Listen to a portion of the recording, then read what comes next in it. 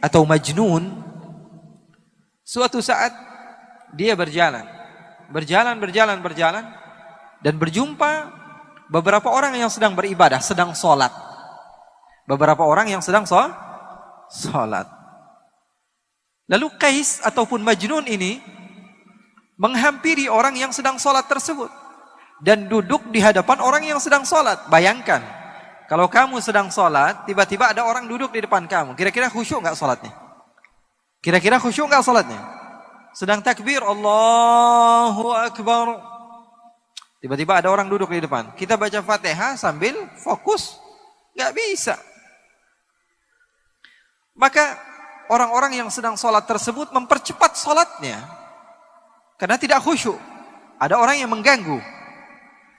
Selepas mereka sholat, mereka mendekati Majnun. Hei Majnun, hei orang gila, kenapa kamu mengganggu ibadah kami? Kenapa kamu mengganggu sholat kami? Kenapa kamu mengganggu hubungan antara kami dengan Allah? Apa kata Majnun? Apakah kalian benar-benar sedang sholat? Apakah kalian apakah kalian serius sedang bercinta dengan Allah? Apakah kalian sedang bermunajat dengan Allah? Sepertinya kalian dusta. Kenapa kamu bisa bilang dusta? Karena saya, kalau masuk kampung Laila, saya tidak toleh kanan, tidak toleh kiri. Saya tidak melihat apa yang ada di belakang saya. Fokus pikiran saya hanya Laila. Kalau saya sudah masuk ke kampung Laila, mau ada orang ribut di sebelah saya, mau ada mobil tabrakan di sebelah saya, mau ada segala hal apapun yang terjadi, pikiran saya hanya Laila. Karena yang saya tuju adalah Laila. Maka orang-orang tersebut kebingungan dengan jawaban Majnun yang begitu luar biasa. Orang gila bisa mengajarkan arti cinta kepada Allah. Apa dia katakan? Saya kalau masuk kampung Laila, saya tidak tengok kanan, tidak tengok kiri. Yang ada di pikiran saya hanyalah Laila. Tapi kalian mengatakan cinta kepada Allah, beribadah kepada Allah, tapi ketika saya datang, kalian tidak fokus kepada Allah. Di dalam pikiran kalian, ini kenapa ada orang gila duduk di depan kami? Di dalam pikiran kalian, ini kenapa ada orang gila datang ke tempat kami? Kalian tidak benar-benar cinta kepada Allah. Oleh karena itu, kita belajar cinta kepada orang gila. Belajar cinta sama orang gila. Ini Majnun luar biasa cintanya. Suatu saat, Majnun sedang duduk bersama anjing. Duduk sama anjing. Dimuliakan anjing tersebut. Diberikan parfum sama dia. Dipakaikan pakaian. Kemudian dia memiliki roti, dia potong dua, yang setengah dia makan, yang setengah dia kasih kepada anjing tersebut. Ini orang gila wajar ya. Maka sebagian orang datang kepada Majnun dan mengatakan, hei Majnun, kamu ini tambah lama, tambah gila saja. Kenapa anjing kamu berikan setengah daripada harta kamu? Apa kata Majnun? Begitu indah Majnun mengajarkan cinta kepada kita yang tidak faham akan arti daripada cinta. Apa kata Majnun? Saya memuliakan anjing ini karena saya tahu matanya pernah memandang kampungnya Laila. Saya memuliakan dia karena matanya pernah memandang kampung kekasih saya, maka saya mencintainya. Segala sesuatu yang berhubungan dengan kekasihnya, dia cinta kepadanya. Ini arti daripada cinta. Oleh karena itu ketika kalian mau mengagungkan Allah, mau bertakbir kepada Allah, kalian harus tahu hakikat ucapan kalian itu apa. Saya mengagungkan siapa? Kalau tidak ada cinta, maka pengagungan itu adalah dusta. Kalau tidak ada cinta, maka pengagungan itu adalah dusta. Bohong, kizib, dusta.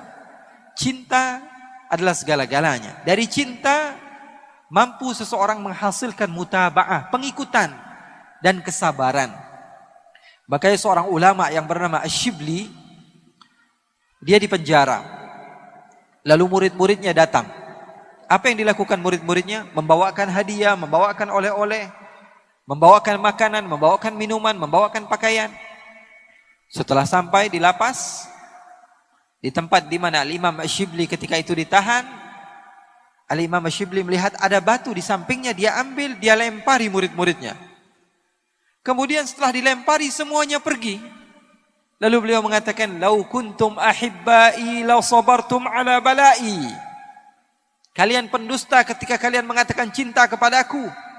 Kalau kalian cinta pasti kalian sabar akan apa yang telah aku lempar kepada kalian. Jadi yang namanya cinta perlu kepada bukti. Dan dengan adanya cinta, maka kamu bisa mengagungkan Allah Subhanahu wa ta'ala. Jadi para ulama, mereka berdakwah, mereka mengajarkan kepada umat untuk mengagungkan Allah dengan cinta. Makanya mereka bersatu bersama-sama. Tidak memandang yang satu daripada organisasi ini, daripada organisasi ini. Enggak. Semuanya satu, cinta kepada Allah Subhanahu wa ta'ala. Oleh karena itu, saya berharap 2 hari kalian berkumpul di tempat ini. Atau sebagian sahabat ada yang baru datang, pulang daripada acara ini membawa ilmu. Membawa ilmu, setidaknya satu ilmu, satu poin yang paling penting kalian bawa ke rumah. Menjadikan perubahan bagi diri kalian. Untuk apa kita mengadakan acara-acara seperti ini kalau kalian tidak mendapatkan manfaat? Oleh karena itu setidaknya ada satu hasil, satu poin yang kalian bawa ke rumah kalian. Dari para guru-guru mulia yang sudah berbicara. Itu kalau ngundang satu saja susahnya luar biasa. Ini dikumpulkan semuanya di Semarang. Kerugian bagi kita kalau kita tidak mengambil ilmunya. Kalau kita cuma asyik-asyikan saja, kumpul sana, kumpul sini. Tidak. Kita ambil ilmu mereka. Wah, saya dapat poin penting dari ustadz ini. Wah, saya dapat poin penting dari Habib ini. Saya akan bawa pulang ke rumah saya. Merubah keadaan saya, keadaan keluarga saya. Oleh karena itu, hal yang ingin saya sampaikan dan tekankan kepada kalian, ketika cinta sudah bersama kalian, cinta kepada Allah, cinta kepada Nabi besar Muhammad SAW, maka yang kalian akan rasakan adalah keindahan di dalam beribadah. Anak kecil saja kalau kita ajarkan, "Nak, kamu kalau masuk waktu maghrib kamu harus sholat, masuk waktu isya kamu harus sholat," maka dia sholat. Karena apa? Karena perintah orang tuanya. Kalau orang tuanya sedang lalai, dia tidak sholat. Atau dia sedang asyik dengan gamenya. Misalnya dia sedang asyik dengan gamenya, dia bilang, "Bapak, nah sholat nak." "Iya mah." Dia kunci pintunya, pura-pura wudhu, dia pura-pura sholat. Kenapa? Karena dia melakukan ibadah karena apa? Karena perintah, bukan karena cinta.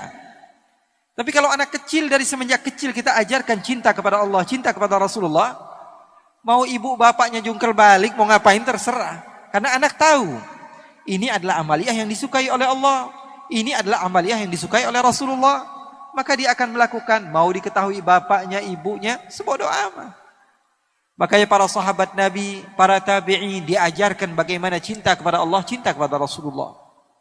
Dan itu yang saya ingin tekankan kepada kalian. Pulang dari tempat ini membawa cinta. Cinta kepada sesama. Kalau di dalam ajaran agama Islam kepada non-muslim pun, kepada orang yang tidak beriman kepada Allah, kita harus mengajarkan kebaikan kepada mereka. Apalagi kepada orang yang beribadah kepada Allah. Karena kita tidak tahu amaliyah yang mana yang membuat kita mendapatkan pahala. Saya pernah loh di Kalimantan Timur, ada beberapa orang datang kepada saya, bilang, "Habib, saya buat kajian di Kalimantan Timur, di Balikpapan." Datang salah seorang di antara mereka mengatakan kepada saya, "Habib, saya sudah sekitar 2 atau 3 tahun masuk Islam." 2 atau 3 tahun masuk Islam. Saya tanya, "Alhamdulillah, kamu sudah menjadi mu'allaf dan kebahagiaan bagi saya. Apa penyebab kamu masuk Islam?" Apa jawabannya? "Saya pernah melihat instastory Habib di Instagram. Itu yang membuat hati saya berubah. Ingin mengenal kepada Allah." Saya bilang, saya saja lupa apa yang saya dakwahkan. Saya lupa apa yang saya tulis. Tapi bisa merubah seseorang. Karena kita tidak pernah tahu amalia apa yang kita apa yang kita buat sehingga merubah kehidupan orang. Pernah di Pangkal Pinang di daerah Sumatera, saya diundang di salah satu majelis. Keluar dari majelis tersebut, sebelum saya pulang, saya diajak ke tempat oleh-oleh. Saya belanja ini, belanja itu. Ketika saya sedikit haus, saya bilang sama salah satu murid saya mau minum. Saya diberikan air minum, lalu saya duduk.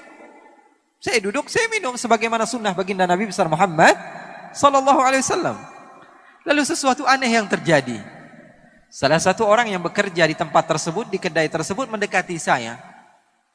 Dia keturunan Cina. Dia bilang, "Kamu kok asik banget, Pak. Kalau minum kamu duduk, Kalau berbicara kamu tersenyum, kalau nawar seadanya, kalau begini dipuji-puji. Terus saya bilang, kamu orang mana? Saya orang asli sini, keturunan Tionghoa begini-begini. Oh, kalau saya orang Islam, ngomong biasa saja. Tiba-tiba sebelum saya pulang, saya sudah berada di mobil. Saya berhenti, saya panggil lagi dia. Sepertinya kamu tertarik dengan agama Islam. Dia katakan, iya Pak. Ya sudah, kamu syahadat sekarang. Kamu mau? Iya, saya mau. Kemudian dia syahadat. Dia bersyahadat. Dan dia mengesahkan Allah dan beriman kepada Rasulullah SAW. Kepada sesuatu yang saya lakukan, yang mungkin saya tidak sengaja melakukannya. Atau sesuatu yang biasa, kita anggap biasa. Update. Ya, walaupun sebagian di antara kita followersnya cuma 3 ya. Ya. Tapi update saja.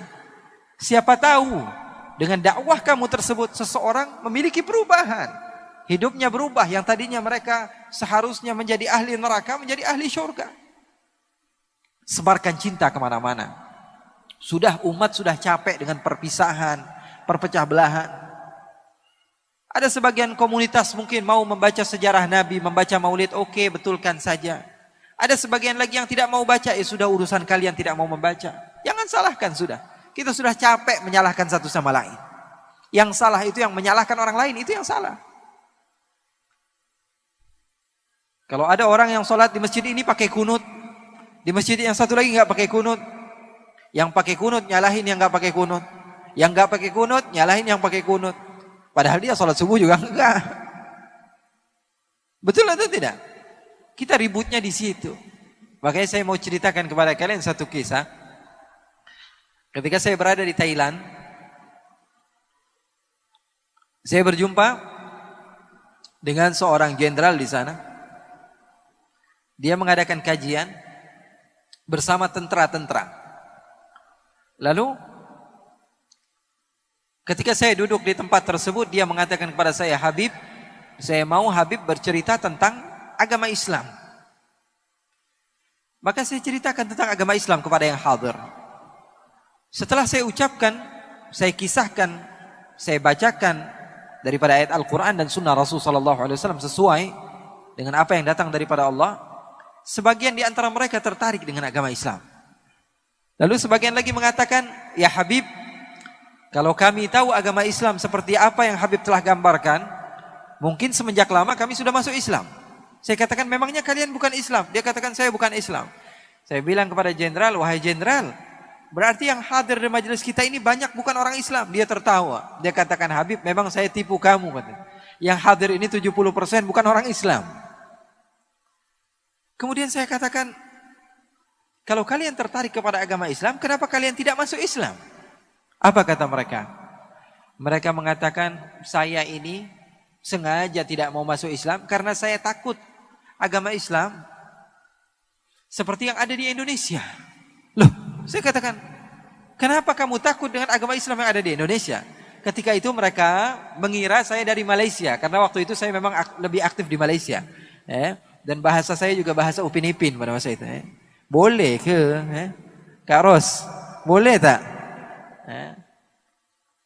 5 tahun ke belakang atau 3-4 tahun ke belakang memang saya lebih banyak di Malaysia. Mereka mengira saya orang Malaysia, padahal paspor saya paspor Indonesia. Maka mereka mengatakan, Habib, saya tidak mau masuk Islam karena saya takut seperti agama yang ada di Indonesia. Memangnya kenapa Indonesia? Saya katakan, Indonesia itu satu kecamatan, satu masjid baca maulid, masjid lain gak baca maulid, ribut. Betul atau tidak? Satu kampung, satu masjid sholat subuh pakai kunut, yang sebelahnya lagi nggak pakai kunut, ribut. Satu desa, yang satu masjid baca tahlil, masjid yang lain nggak baca tahlil, berantem, cekcok, bermusuhan. Apalagi kalau sudah datang bulan Ramadan, formasi sholat tarawih beda-beda nih. Ada yang 4-4-3 ya. Ada yang sholatnya 11 rakaat, ada yang sholatnya 20 rakaat, ada yang sholatnya 36 rakaat. Wah, itu kalau sesama orang Islam saja ribut, apalagi kami yang bukan orang Islam. Kami takut masuk Islam. Maka saya bahagia ketika mendengar ada sebagian orang yang mau mengenal kepada Islam. Tapi di dalam hati kecil saya juga saya bersedih. Kenapa negara saya dicontohnya yang tidak baiknya saja? Maka ketika banyak daripada hamba Allah yang berkumpul di Jakarta, ketika itu sampai berjuta-juta orang, saya bahagia. Kenapa? Karena pada saat itu agama Islam ditunjukkan agama Islam yang bersatu. Agama Islam dilihat oleh masyarakat luar bahwa sesungguhnya mereka benar-benar bersatu. Oleh karena itu, persatuan tidak akan pernah digapai kalau tidak ada cinta. Betul atau tidak? Balik-baliknya lagi kepada cinta. Begitulah para ulama, mereka mencontoh Rasulullah SAW di dalam berdakwah penuh dengan cinta. Saya punya guru bercerita bahwa suatu saat dia pernah ikut kepada gurunya. Gurunya bernama Al-Habib Abdul Qadir bin Ahmad As-Saqqaf. Namanya Habib Abdul Qadir. Habib Abdul Qadir ini ulama besar. Tinggalnya di Jeddah di Saudi Arabia. Suatu waktu beliau berdakwah di satu tempat bersama guru saya tersebut. Guru saya duduk di belakang, Habib Abdul Qadir duduk di depan. Diundang makan di satu tempat. Orang yang muhibbin, pecinta kepada ulama, mengundang mereka untuk datang ke rumahnya. Maka Al-Habib Abdul Qadir menerima undangan tersebut. Dengarkan kisah ini, kisah menarik. Kisah yang menunjukkan kepada kita bagaimana para ulama di dalam berdakwah di jalan Allah. Maka ketika Al-Habib Abdul Qadir bin Ahmad diundang ke tempat tersebut, beliau datang menerima undangan tersebut. Beliau tidak pilih-pilih, yang ini orang kaya, yang ini orang miskin, yang ini orangnya beruang, yang ini tidak beruang, ya. Enggak lihat-lihat, yang ini beruang atau bukan beruang enggak dilihat. Maka beliau datang. Beliau menghampiri rumah tersebut, dibukakan oleh sahibul bait, beliau turun, beliau makan, beliau memberikan tausiah di tempat tersebut. Membacakan ayat Al-Quran, membacakan hadis-hadis baginda Rasulullah SAW. Selepas makan siang tersebut, beliau pun izin pulang. Habib Abdul Qadir izin pulang. Guru saya ikut di belakang, pegangkan tasnya Habib Abdul Qadir. Maka setelah pulang, Habib Abdul Qadir diantar ke mobilnya. Guru saya lebih dahulu duduk di belakang bersama salah satu temannya dan supir. Di depan Al-Habib Abdul Qadir, sebelum beliau duduk, sebagaimana biasa tuan rumah memuliakan tamu, beliau bukakan pintu mobilnya. Habib Abdul Qadir masuk, lalu ditutup oleh sahibul bait. Ditutup. Habib Abdul Qadir berterima kasih banyak, sudah mengundang kami, sudah mengajak kami makan. Kata sahibul bait, Alhamdulillah Habib, menangis. Salah satu daripada keturunan Rasulullah bisa masuk ke rumahnya. Menangis. Salah seorang daripada ulama Allah Subhanahu wa taala bisa diundang di rumahnya. Maka terima kasih Habib sudah bisa datang ke tempat kami. Saya bahagia mendapatkan ilmu langsung dari cucunya Rasulullah, dari penerus perjuangan Rasulullah. Maka Habib Abdul Qadir mengucapkan salam lalu berjalan. Setelah beberapa kilo, guru saya bercerita, setelah beberapa kilo dari perjalanan tersebut, Habib Abdul Qadir bertanya kepada guru saya, "Wahai Ali, kira-kira kalau kita berhenti di sini, sahibul bait masih ngelihat apa enggak?" Kata guru saya tadi, "Enggak wahai Habib, ini sudah berapa kilo kita berjalan." "Ya sudah, sekarang kamu turun dari mobil, bukakan lagi pintunya." Kemudian berhenti di pinggir jalan, bingung. Guru saya bingung. Lalu dia turun dari tempat tersebut. Lalu dibukakan pintu, ternyata salah satu daripada jari Habib Abdul Qadir terjepit di pintu mobil. Banyak darah di pintu tersebut. Lalu menangis guru saya mengatakan, "Habib, kenapa kamu tidak bilang dari awal? Kalau tangan kamu terjepit." Apa jawaban indah dari seorang pecinta di dalam berdakwah? Dia katakan, "Kalau saya buka dari awal, sahibul bait yang tadinya senang menjamu saya, akhirnya merasa sedih karena telah menyakiti diri saya. Maka sengaja saya ajarkan rahmah kepada murid-murid saya, bahwa sesungguhnya ajaran agama Islam seperti itu."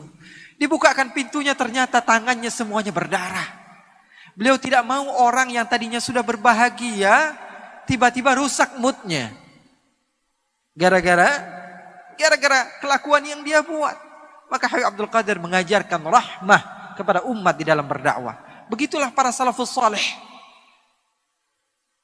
Mereka tidak mau mencaci, tidak mau menghina. Karena ajaran Islam adalah ajaran salam, ajaran damai. Nikmat sekali kalau kita tidak ada musuh. Betul atau tidak? Kalau tidak ada musuh, nikmat hidup kita. Makanya beruntung kalian mendapatkan kenikmatan agama Islam.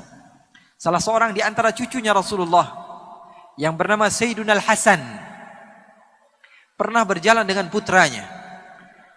Di beberapa tempat dia berjumpa dengan orang pedalaman yang benci kepada keturunan Rasulullah. Karena keturunan Rasulullah ini dibenci dari semenjak zaman dahulu. Bukan sesuatu yang baru. Sampai Allah katakan dalam Al-Quran, Inna syani'aka huwal abtar. Sesungguhnya orang yang mengatakan kamu tidak memiliki keturunan, wahai Muhammad, dialah yang tidak memiliki keturunan. Padahal ada di dalam Al-Quran. Loh, memangnya keturunan Nabi masih ada? Ada saja yang bertanya seperti itu. Kalau di dalam Musnad Al-Imam Ahmad bin Hanbal, Nabi Muhammad bercerita bahwa Imam Mahdi nanti di akhir zaman akan diutus oleh Allah Subhanahu wa taala sebagai penyelamat kepada umat, kata Rasul, dan dia dari keturunan saya. Sekarang pakai akal.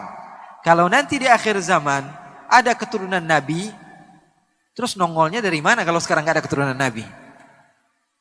Fahami teks hadis Rasulullah, kemudian gunakan akal kalian. Kalau Nabi Muhammad mengatakan, nanti di akhir zaman, ada seorang imam yang bernama Imam Mahdi, dia namanya seperti nama saya, nama ayahnya seperti nama ayah saya, dan dia termasuk daripada keturunan saya. Kalau di dalam hadis dikatakan Imam Mahdi keturunan Nabi, munculnya dari mana kalau sekarang nggak ada keturunan Nabi? Apa tiba-tiba muncul begitu lahir? Paham atau tidak? Oleh karena itu dakwah Ahlul Bait keluarga Nabi Muhammad SAW yaitu dakwah yang tidak mudah menyalahkan orang lain. Dakwah dengan salam, dakwah dengan damai. Masuk kemanapun tempat, selagi mereka semua beriman kepada Allah, beriman kepada Rasulullah. Sekarang saya tanya, kalian beriman kepada Al-Quran atau tidak? Beriman kepada sunnah-sunnah Rasulullah atau tidak? Sama berarti. Sama seperti yang lain-lainnya. Oleh karena itu sayang sekali kalau kita beriman kepada Al-Quran, beriman kepada sunnah Rasulullah SAW, kemudian kita jauhi sebagian ikhwan kita, tidak. Kalau kamu mau mendakwah, dakwah itu bahasa Arab artinya da'a yad'u, artinya mengajak, bukan mengejek, bukan. Dakwah itu mengajak, bukan mengejek. Pendakwah itu mengajak orang lain untuk menuju surganya Allah Subhanahu wa taala. Sayyidina Hasan suatu saat sedang berjalan-jalan, tiba-tiba ada beberapa orang yang datang dari luar kota Madinah mengejek Sayyidina Hasan. Dia bilang, "Hei kamu ini orang zalim. Hei kamu ini mengaku cucu Nabi tapi kamu tidak berakhlak. Kamu ini adalah orang yang fahish. Kamu ini adalah orang yang begini dan begitu." Diejek. Anaknya udah marah nih. Anaknya sudah kesel. Dia bilang, "Ayah kok diejek gak marah-marah? Bapak kok dibilang begini, dibilang begitu, kok kamu tidak marah, biasa saja? Bahkan wajah kamu tidak berubah sedikit pun." Apa kata Sayyidina Hasan? Beliau mengatakan, saya pengen jawab, tapi kakek moyang saya dari semenjak dahulu tidak mengajarkan saya cara untuk berkata-kata kotor, sehingga saya tidak tahu kata-kata kotor. Untuk mengatakan sesuatu yang kotor saya tidak tahu, karena saya tidak diajarkan oleh orang tua saya. Subhanallah. Apakah sudah tidak ada orang yang seperti itu? Ada, cuma mata kita saja dipenuhi dengan suudzon. Banyak. Orang yang dekat dengan Allah itu masih banyak. Bahkan beberapa daripada guru saya bercerita, sebagian orang-orang pedalaman di Hadramaut sana bertanya, masa sih di dunia ini ada orang yang ghibah? Saya nggak percaya katanya. Ada orang yang mengumpat orang lain dari belakang. Saya nggak percaya. Pasti di dunia tidak ada. Orang yang seperti itu masih ada loh. Cuman karena memang lingkungan kita saja. Lingkungan kita ini apa? Lingkungan segala sesuatu diupdate. Orang yang salah sedikit dikatakan begini dan begitu dan lain sebagainya. Enggak. Orang yang salah itu bisa diperbaiki. Kalau kamu mengajaknya dengan cinta. Dengan kebaikan. Dengan hal-hal yang positif. Oleh karena itu saya mengajak kalian semua keluar dari tempat ini untuk semakin bersatu. Bergabung bersama mereka-mereka yang benar-benar mau mengajak kalian kepada kebaikan. InsyaAllah Allah Subhanahu wa taala kumpulkan kita juga nanti di hari kiamat bersama Nabi besar Muhammad sallallahu alaihi wasallam. Nabi Isa alaihi salatu wasallam. Satu kisah yang menarik. Kalian pegang, kalian ajarkan kepada keluarga kalian, jangan kalian lupakan. Nabi Isa alaihi salatu wassalam pernah suatu saat sedang berjalan. Ketika beliau berjalan, tiba-tiba ada sebagian orang yang mengejek Nabi Isa. Dikatakan, wahai Isa, kamu ini penjahat. Wahai Isa, kamu ini perusak dunia. Wahai Isa, kamu ini adalah orang yang tidak benar. Nabi Isa tersenyum dan mengatakan apa? Jazakumullahu khaira. Terima kasih banyak, semoga Allah membalas kamu. Dia ejek lagi, kamu pembohong. Wahai Isa, kamu pendusta. Ingat kisah ini, ajarkan kepada keluarga kalian. Bagaimana Nabi Isa ketika diejek, Nabi Isa dikatakan, kamu pembohong, kamu pendusta. Kamu adalah pemecah belah umat. Apa kata Nabi Isa? Jazakumullah khaira. Hawariyun, pengikut Nabi Isa, bingung. Wahai guruku, kenapa kok kamu diejek? Kamu jawabnya jazakumullah khairan. Semoga Allah membalas kebaikan. Apa kata Nabi Isa? Huwa yukhriju ma induh wa ana ukhriju ma indi. Apa kata Nabi Isa? Dia ini, orang-orang yang jahat ini, dia mengeluarkan apa yang ada di hatinya. Hatinya kotoran semua, yang keluar dari lidahnya apa? Kotoran juga. Saya cari-cari di hati saya, kotoran ada atau tidak? Tidak keluar dari hati saya kecuali apa? Jazakumullah khairan. Maka itulah yang keluar dari lidah saya. Paham atau tidak? Jadi lisan kalian menunjukkan watak kalian. Tulisan kalian menunjukkan hati kalian. Semakin kotor kata-kata yang kalian keluarkan, semakin menunjukkan kapasitas hati kalian di dalam keimanan kepada Allah Subhanahu wa taala. Terkadang kita bingung. Saya ini pernah berdakwah di satu kota di Malaysia namanya Melaka. Di situ saya sudah berdakwah bertahun-tahun. Di satu waktu ada di satu masjid saya harusnya khutbah Jumat. Tiba-tiba foto saya dari atas diturunkan sebagian orang yang mengaku mengikut sunnah, mengikut hadis, mengikut Al-Quran. Dia katakan ini Habib tidak sesuai dengan Al-Quran dan sunnah. Padahal yang saya dakwakan adalah Al-Quran dan sunnah. Maka saya bersedih. Saya berdakwah di Indonesia di beberapa tempat. Di Kalimantan, di Sumatera, di Sulawesi, bahkan sampai ke Papua. Berdakwah di Malaysia, di Brunei, di Singapura, di Hong Kong, di Turki, Australia, di New Zealand. Di beberapa tempat, di Eropa dan di Asia. Saya tidak pernah diusir. Tapi baru kali itu di Melaka, di Malaysia, di tempat di mana saya pertama kali membuat organisasi besar. Dan di sana ramai pengikut saya diturunkan foto saya. Maka saya bersedih. Saya mengadu kepada guru saya. Karena seseorang kalau mau sukses harus memiliki guru. Tidak ada orang yang sukses tanpa guru, nggak ada. Langsung ikut Al-Quran, ikut sunnah, nggak ada. Orang yang seperti saya mondok 17 tahun. Saya belajar di pondok pesantren 13 tahun, saya kuliah di luar 4 tahun. Dan sampai sekarang saya masih belajar. Orang seperti saya saja kalau ditanya hukum terkadang masih bingung mau menjawab. Apalagi kita yang memang setiap hari di depan handphone. Mau jawab apa?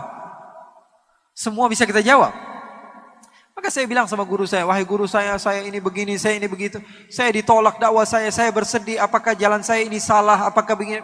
Tolong berikan jalan keluar. Apa kata beliau? Selama ini dakwah kamu bagaimana? Dia katakan baik-baik saja. Saya katakan baik-baik saja. Baru kali ini saya diusir. Apa kata beliau? Pelajaran buat kalian. Kamu diusir. Dan Nabi Muhammad ketika berdakwah diusir. Maka ada keserupaan antara dakwah kamu dengan dakwah Nabi Muhammad. Maka ini langkah pertama kamu diterima di dalam berdakwah di jalan Allah. Maka kalimat tersebut menjadi penyemangat bagi saya. Rasulullah berdakwah bukan enak-enakan. Rasulullah berdakwah dalam keadaan susah. Kamu diusir, Nabi Muhammad berdakwah diusir.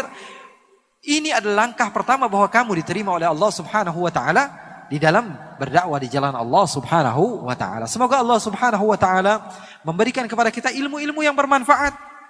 Kalau ilmu semua ulama atau asatidz yang datang kita ambil semua, mungkin otak kita nggak kesampaian. Betul atau tidak?